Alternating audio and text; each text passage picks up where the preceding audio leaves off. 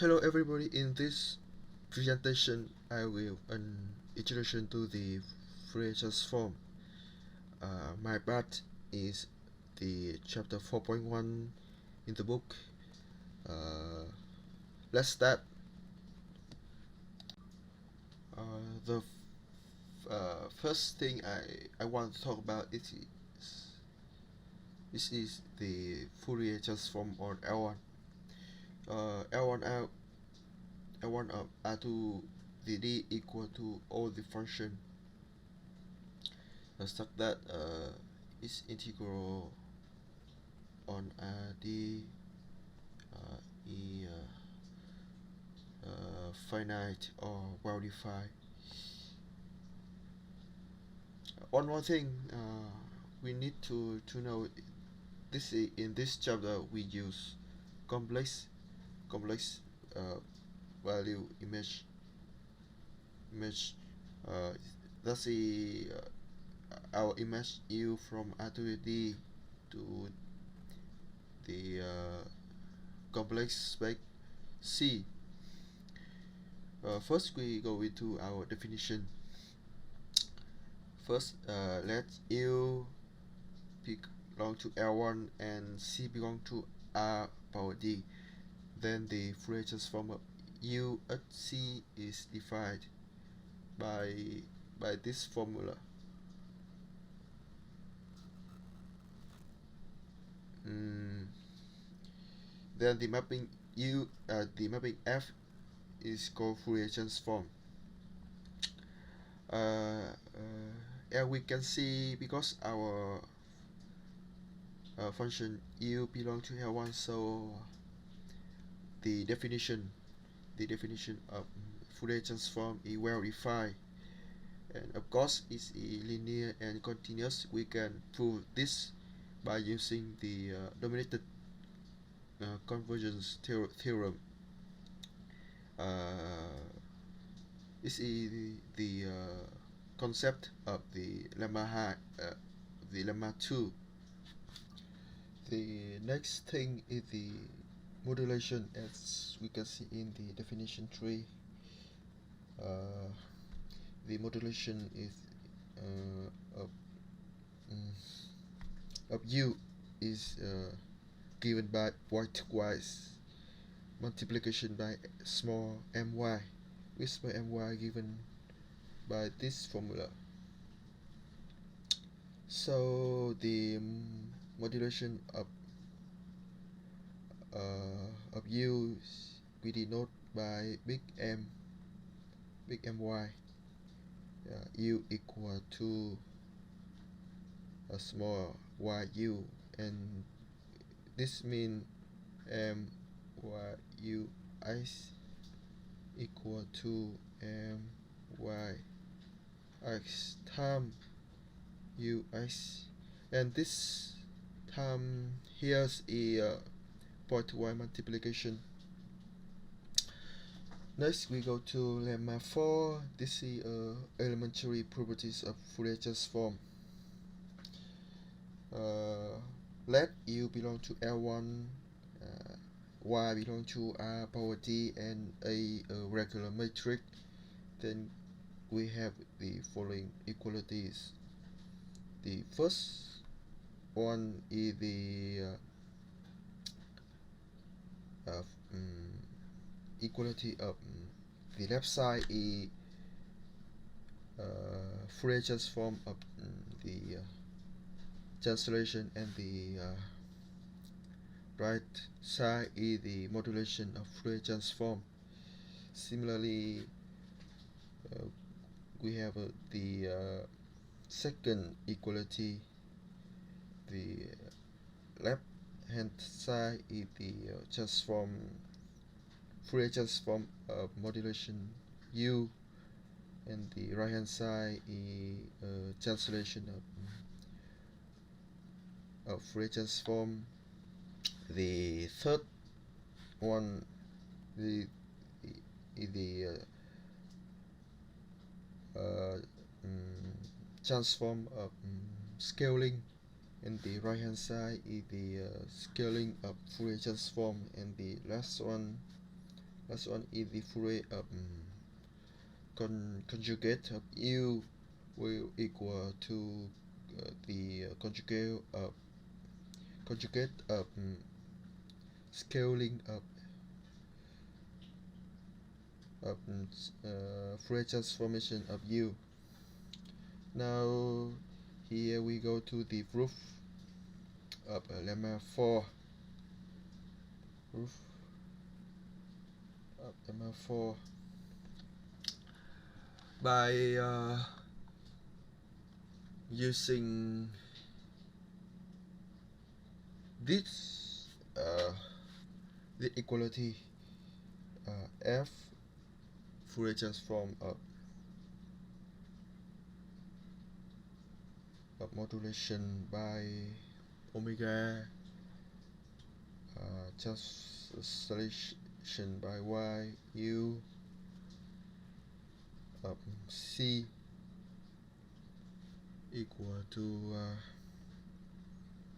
1 over 2 pi over d power 2 over d over 2 time integral of u x plus y e to the I minus I time c minus omega dx. This equality we can easily check with simple calculation, and this one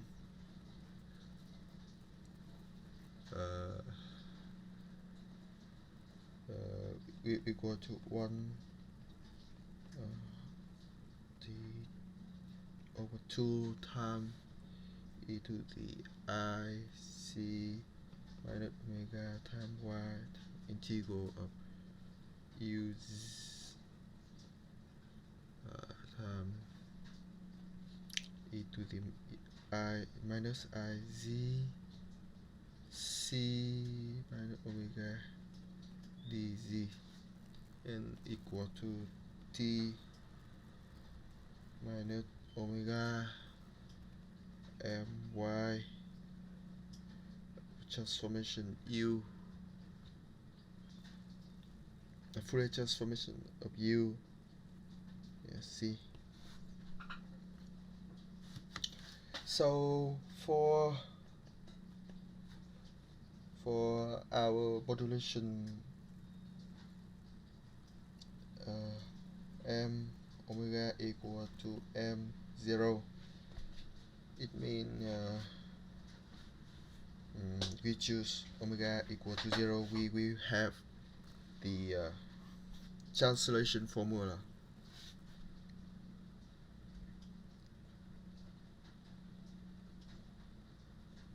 Or Fourier transform of t y u equal to my Fourier transform of u. It's the first formula.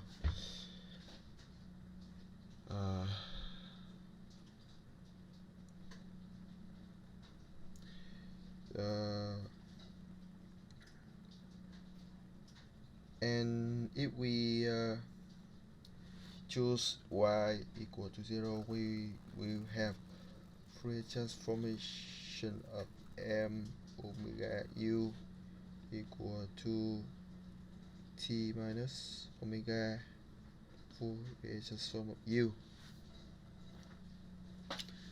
And the formula for scaling and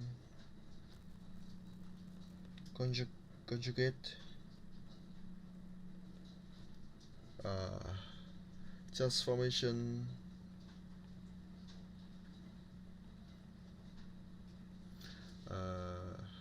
we can be obtained similarly. Its own elementary calculation. So we finish proof of lemma for here. As a direct consequence of the lemma 4, we have a corollary.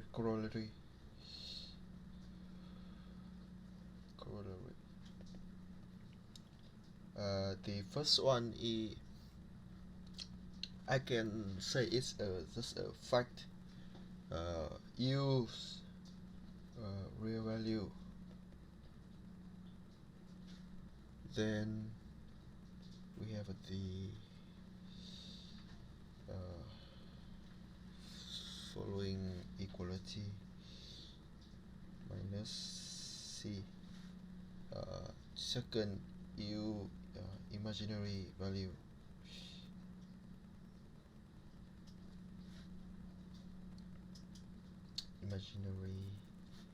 Then the conjugate of Fourier transformation will equal to minus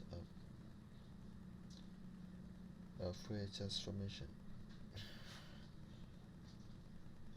3, use the real value. Then we have u conjugate u's equal to here we have Fourier transform of u is real value if we have a conjugate of u's equal to u minus I, and the last one is use a Fourier transform of u is imaginary. Then conjugate of u's will equal to minus u minus x. Now we go to the definition 5. No, this is the theorem 5. This the theorem about convolution, the transformation of convolution for u and v belong to L1. We will have the Fourier transformation of u convolution with v equal to the multiplication of Fourier transform of u and Fourier transform of v times 2 pi power d over 2. And from as a consequence of the convolution theorem, we will have lemma 6. This is the integral of u c times vc times the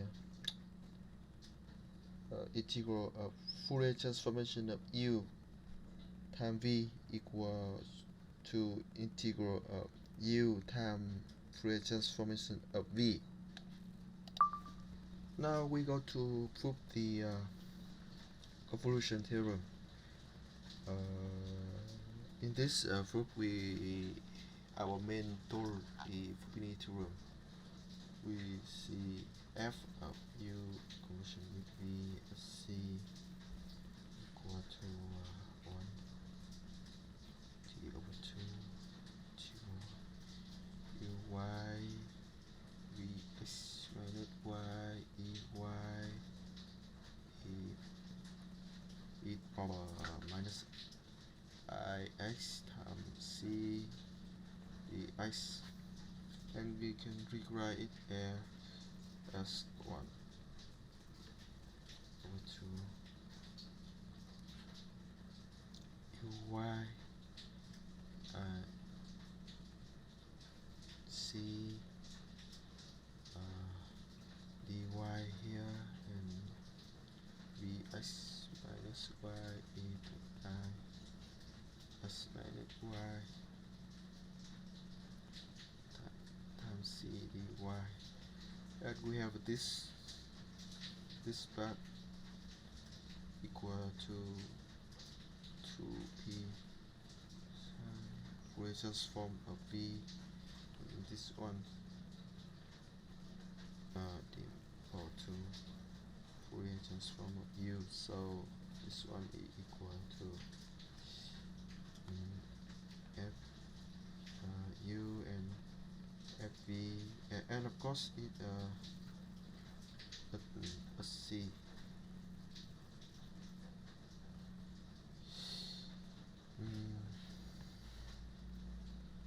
So you see our proof of a convolution theorem. For lemma 6, we also use Fubini theorem. We can write the left hand side as the integral of ux times I minus xc dx bc bc, and the right hand side as uc dc uc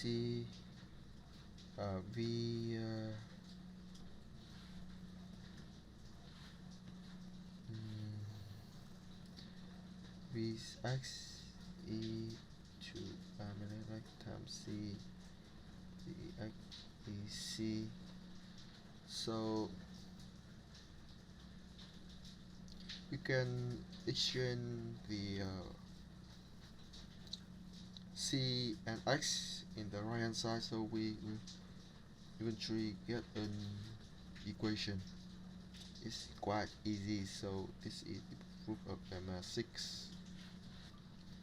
Now we're going to the Fourier transform on L2. L2 equal to the set of function f such as integral f squared is well defined. So in order to extend the Fourier transform to L2, we need some further work. First, it is the square space of rapidly decreasing function, and we can see its definition in here.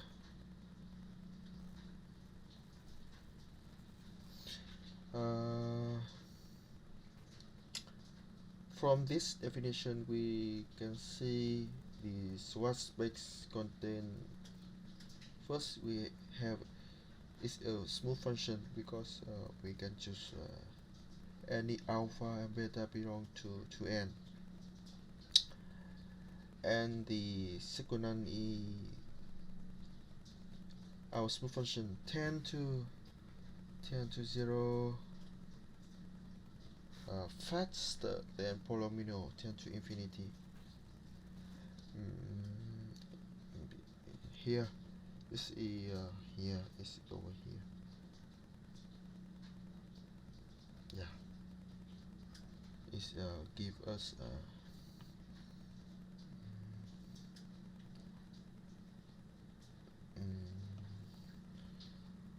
it shows that the our function in square space tend to 0 faster than polynomials tend to infinity. So before working with this spec, we need to give us some topology in our topology given by convergence. So a sequence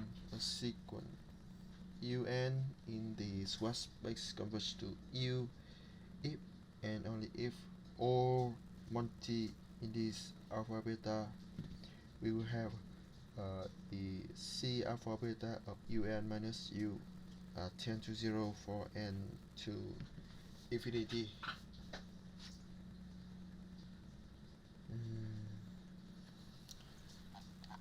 I guess next thing we will go to next lemma is about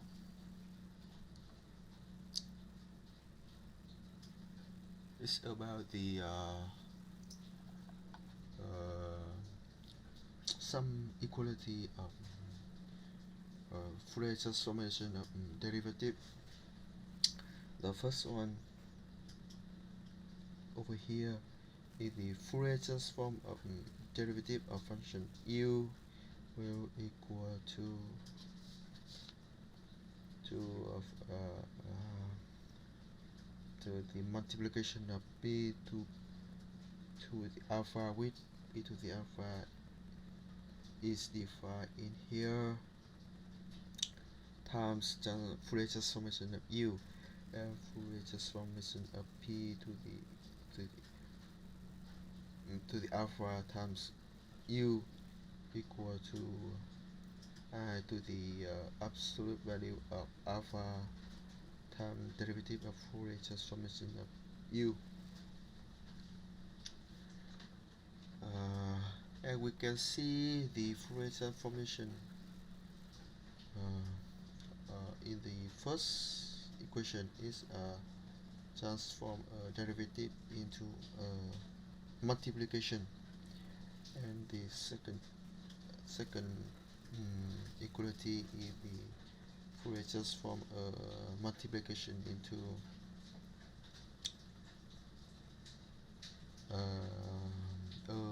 differentiation. So maybe we can think about the Fourier transform will map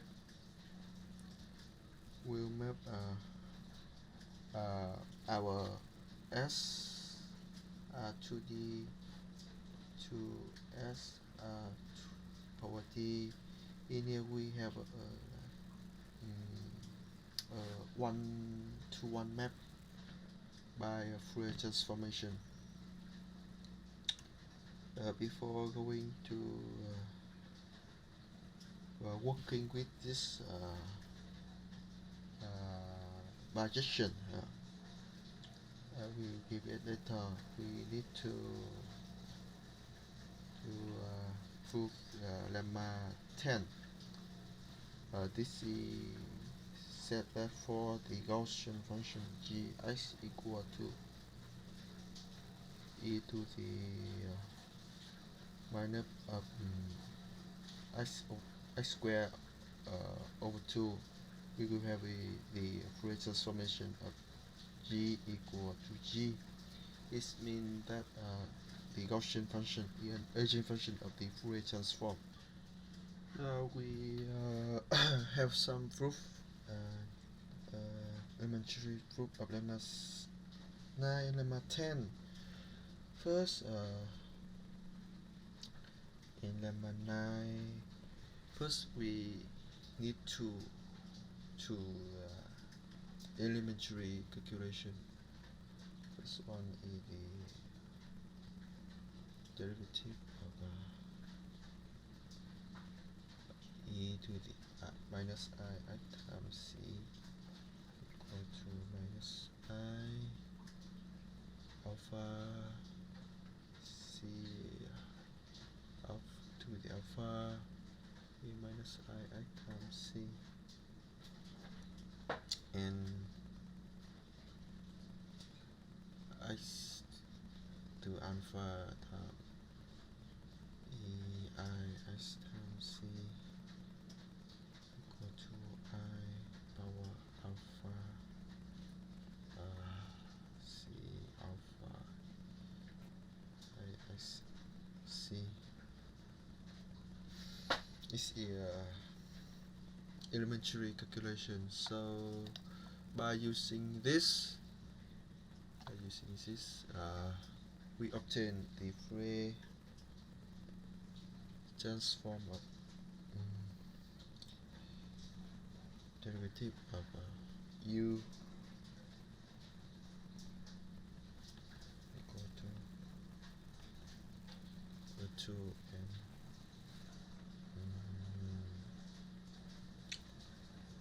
s alpha u in I e to the minus I times c dx, and it equal to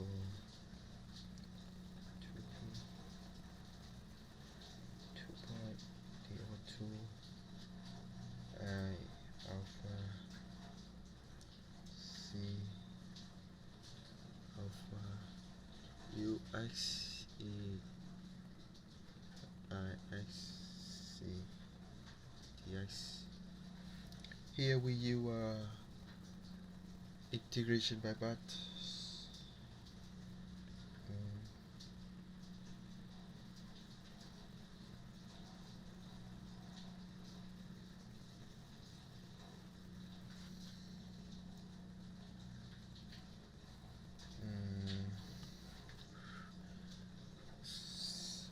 Then we have